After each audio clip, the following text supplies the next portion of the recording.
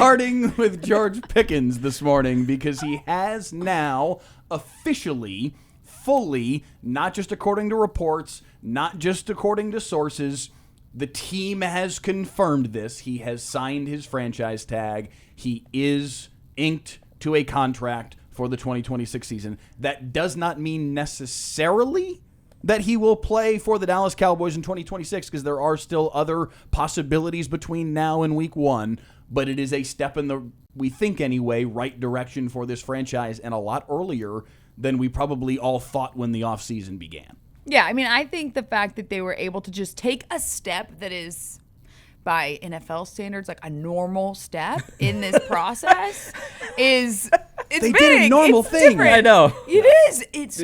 I mean, take us back. Correct.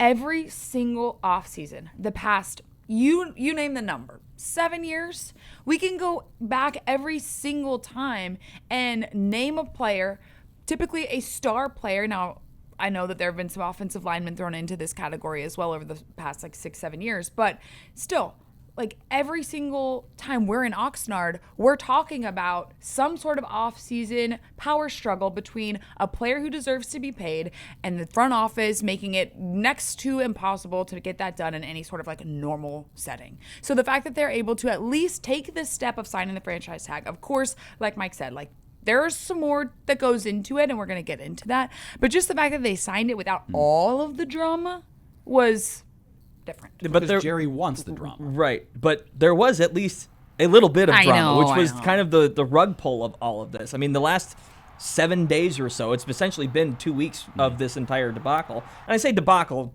to some degree. They've salvaged it. It all happened the way I think most of us thought it might happen, or at least the way they told us it might happen. Yeah. But if we can call it VO4 here real quick and just give people a rough timeline as to how things played out. This is just the last week. Exactly. Wednesday, Stephen Jones, after Bill Clinton came in and pulled Jerry Jones out of the room, Stephen Jones then talked about George Pickens and the franchise tag, saying he was going to play on the 2026 franchise tag, but there were no negotiations for a long-term contract. That was part of the dialogue there. The next day, Cowboys leadership reportedly reached out to David Mulugheta as the quote-unquote olive branch, and an hour before the draft, it was reported that Pickens had signed the franchise tag. So we thought either this is a trade pending about, or maybe they're trying to leverage this into a draft move or anything on those lines. Regardless, it was like, okay, one way or another, we're set here. But even that night, there were other reports that conflicted that said maybe he hasn't signed the tag just yet. Maybe this hasn't materialized It was just intended, yet. but yeah. Yeah. Right. And so that threw it all into flux a little bit more because we all knew going into that process, you can't trade him until he has signed his franchise tag tender. So when it came down on Thursday, hey, it's done. Here we go. It did kind of feed the beast of, are they about to trade him? Exactly. Are they going to trade him for the 14th pick to Baltimore? Like, is this going to happen tonight?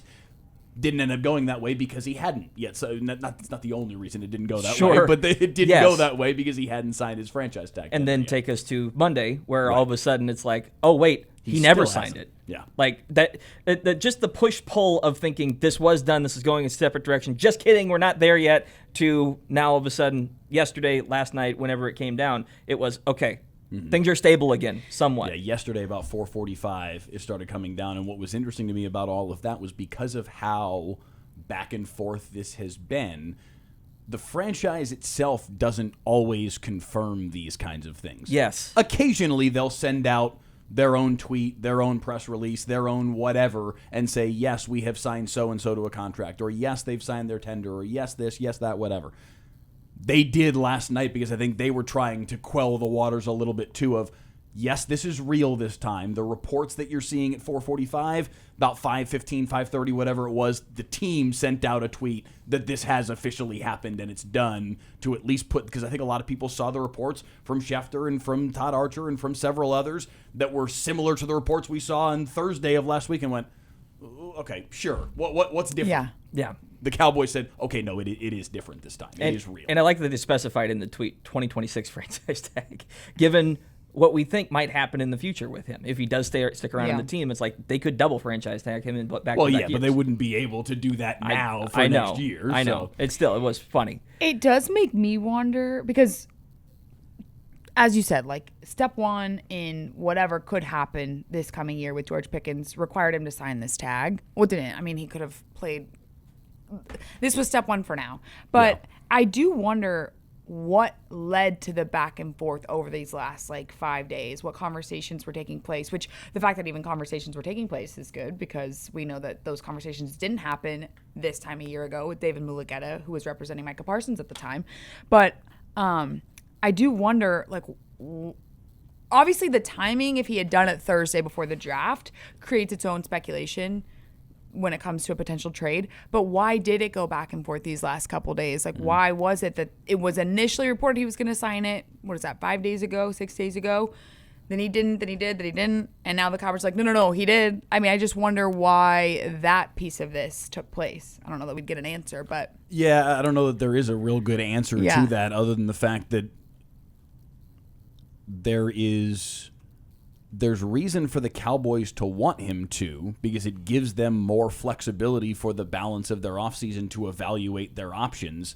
There's not a whole lot of reason for Pickens to do it because he doesn't need to. The deadline for him to figure out a long-term deal with the Cowboys isn't until July 15th. Right. And Stephen Jones has already said that's not happening this season. Right. So, yeah, I guess that's where my question comes from is what would Mulugheta be recommending to him that would lead to this back and forth over the last couple of days? I don't know. I mean, it's a genuine question, but maybe this is them signaling, and by them I mean Mulugheta and Pickens, that all right, yeah, this is what it's going to be.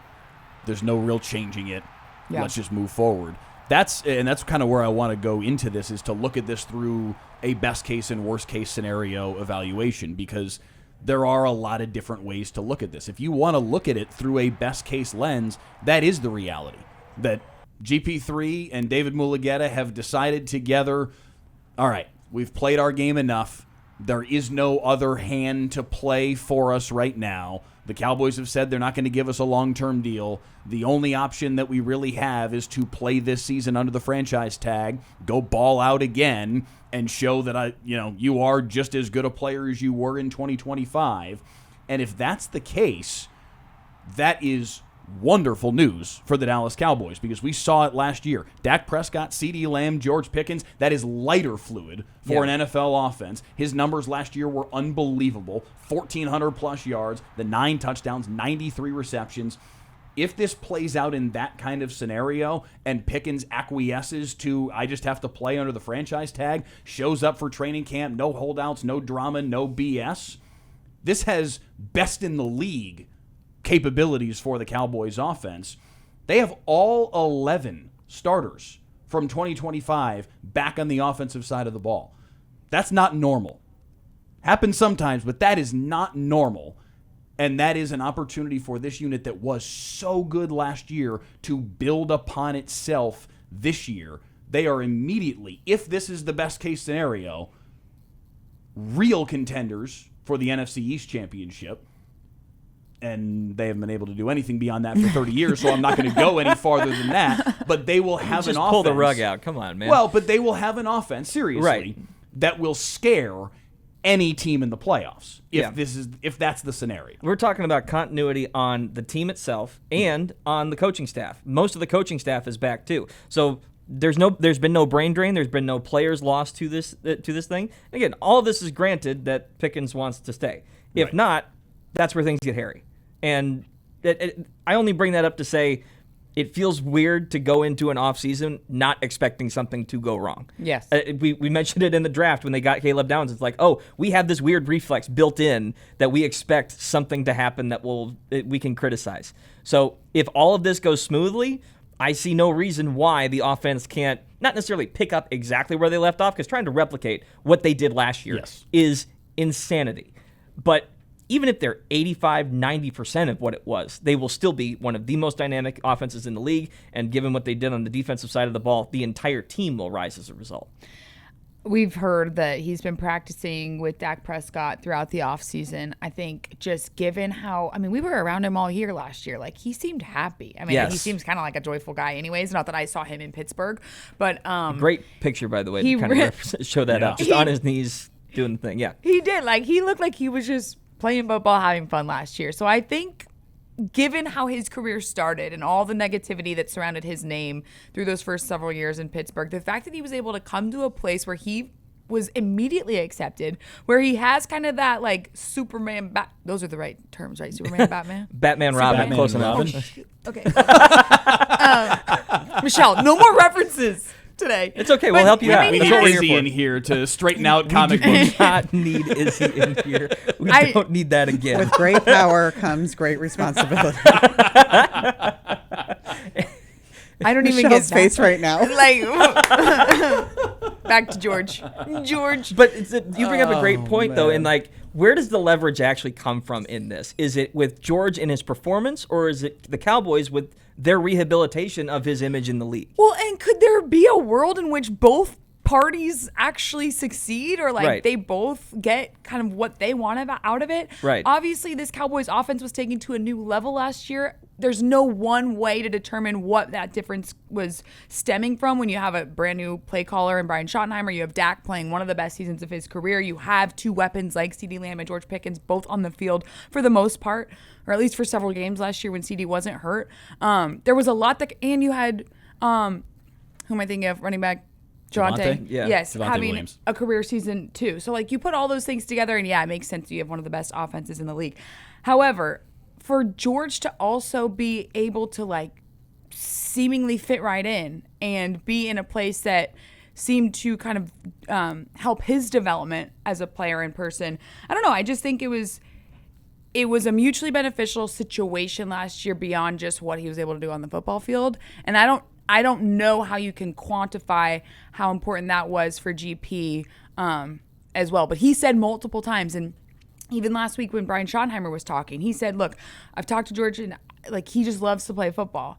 That's something that I think maybe gets overlooked a lot of times in these negotiations when you're talking about such large dollar amounts. Yeah. A very delayed pause to you, by the way. That's the best case scenario Yes. for the Cowboys. Worst case scenario, he holds out this summer. Relationship sours. Dallas feels like they have no choice but to trade him. The window to trade him is basically already passed. Yes. If you were going to trade him, it was last week in the draft. The scenario that was floated out there last week of, hey, trade him to Baltimore, who needs a wide receiver for the number 14 Right. pick in the first round, that was a plausible and understandable reality that could have presented itself, because then you've got pick 12, 14, and 20, at least going into the draft, if that were to have materialized, and you can use 12 and 20 still for defense like they did. Obviously, it ended up being 11 and 23, but but yeah. you can use those two picks for defense, and you can use pick number 14 to pick the immediate successor at the wide receiver position to be opposite CeeDee Lamb, and off you go. It's not necessarily plug and play GP3, but you can see your future playing out in that scenario. Now, who do you trade him to? Right. Kansas City?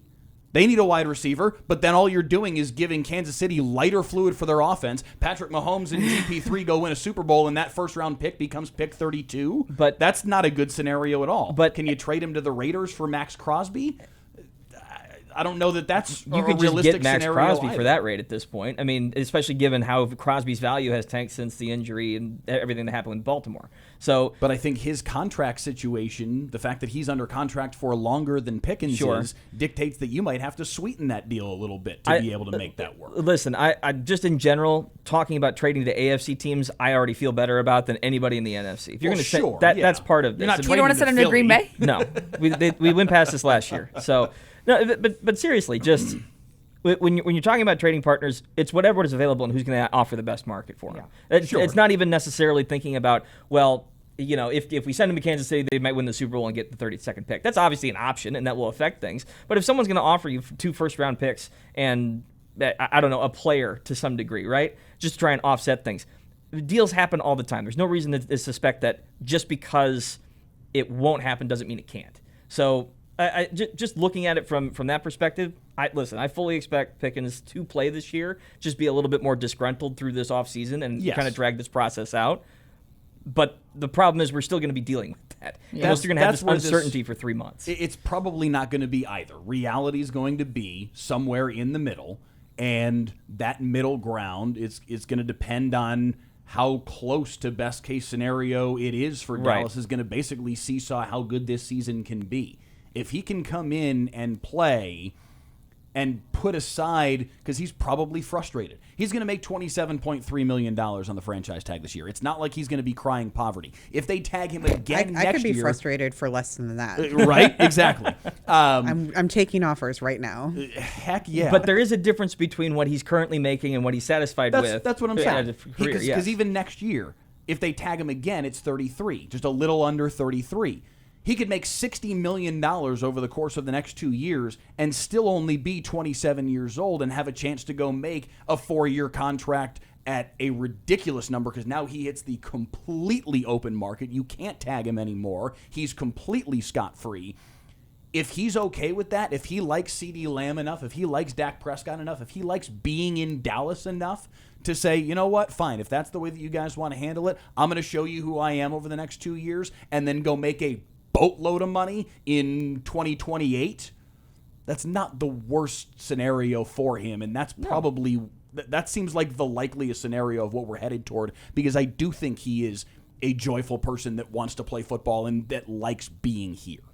I also think the Cowboys cannot live in a world where they're paying both him and CeeDee Lamb and Dak Prescott, and don't you forget Brandon Aubrey. These crazy Brother, salaries. can you spare a dime? Like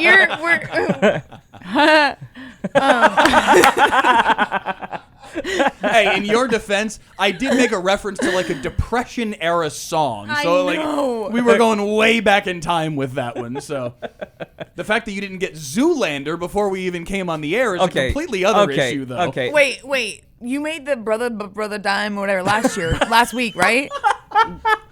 Brother, You already used that one on me. Yes. So I knew that there was a reference being made. But That's progress. That's growth. And then I laughed. That's a fair point.